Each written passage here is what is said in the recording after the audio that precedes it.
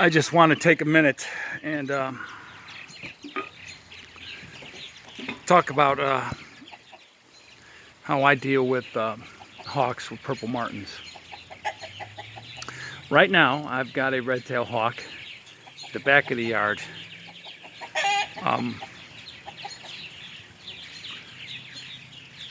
He's on the telephone pole. He's right there up in the top in between. Now what happened, the martins went crazy. And the chickens know that he's there too. See, there he is.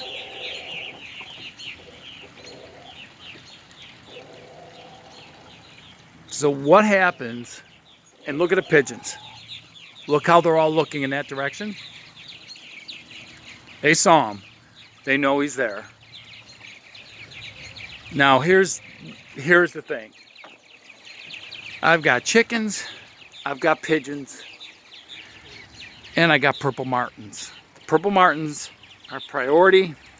Chickens are priority. The pigeons are not. Now why do I say that? The reason I have them is the pigeons are the preferred food for everything that wants to eat the martins and everything that wants to eat the chickens. Oh, look at a turtle over there, right there sitting on there. So anyway, I try to approach having a martin colony like like what goes on the African Serengeti, right? In the African plains. You got all kinds of predators there. You got all kinds of prey items, and every single prey item, whether they be gazelles or wildebeests or zebras, they all have distress calls. They all have various calls for the predators that prey after them. Some of them are not going to be more, they're all worried about lions. Some of the bigger ones could care less about cheetahs, but they all keep eyes open for predators and they let each other know. Well, that is the same concept here. The pigeons are bait. The pigeons are what the birds of prey will focus on. Even the red tails will focus on. Okay? And what happens in the pigeons, the defense mechanism for the pigeons is explosive flight and incredible speed. That's how they deal with predators. Now they're relaxed. See, they're not looking anymore. They saw that hawk, and now they relaxed. The chickens have an alarm call too. So what I've got is a threefold protection thing going on. The pigeons recognize the distress calls from the martins. The chickens recognize it. The chickens have a distress call. They all have distress calls. They all pick up on each other's distress calls. And they prefer to go after the pigeons. So while the pigeons are busy trying to evade the predators, everybody else runs for cover. Everybody runs for cover. My biggest problem has always been Cooper's hawks. And the Cooper's hawks will prefer the pigeons. And it gives everybody an edge. I typically will start losing pigeons. But what happens is when these guys go, when the martins leave, the pigeons really start to get picked off. And then there comes a time where I have to lock my chickens up for a good part of the season, usually in the fall. In the summer, I don't tend to have a problem.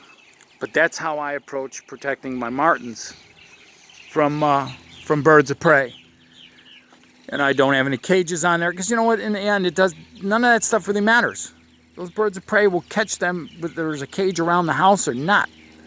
The problem is to keep them occupied or give them something else to deal with. Some years I got a bigger problem than others. This year there's a sharpshin coming around, and the sharpshin has not really been an issue. It's got a different approach when it comes to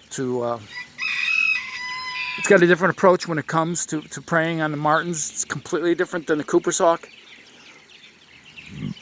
And everybody knows what they're dealing with. So when the pigeons are like this, and their behavior changes too. If they're under constant predation, they do not sit around like that. They're inside. They go inside. But anyway, the chickens got it. They have it. The chickens are aware of everything. And every time they hear the martins go off, they're on high alert. If the martins hear the chickens go off, and I've got 2 roosters, and the roosters are really good sentries. They're really good sentries for watching out for problems.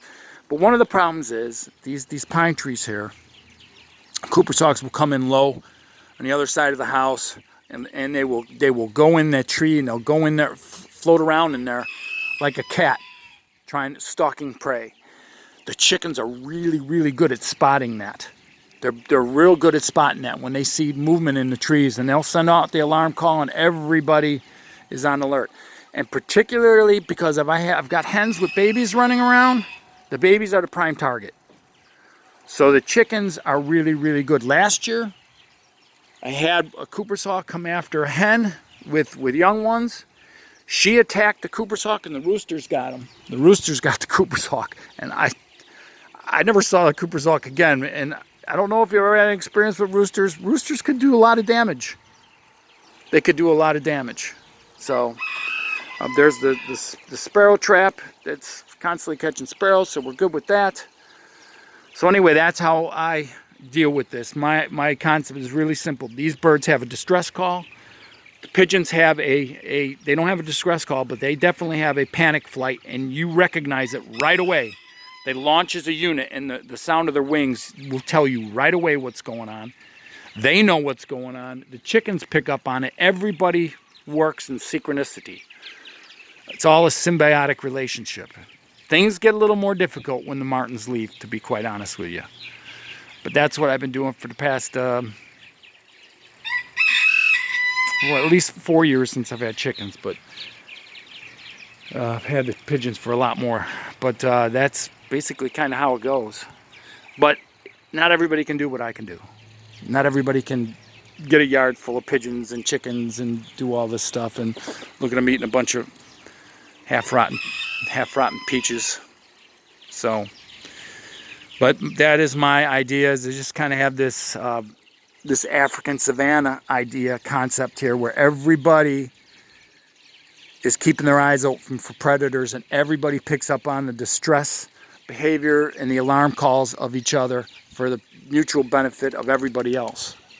So I hope that makes sense. Till next time.